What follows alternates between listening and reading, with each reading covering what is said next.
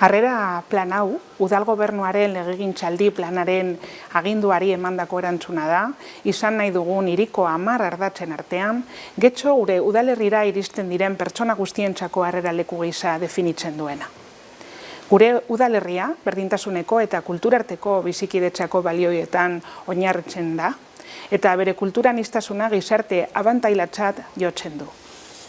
Plan honekin, harreraren unetik, migrazioa izango da getxon herritar guztientzat aukerak sortzeko fenomenoa.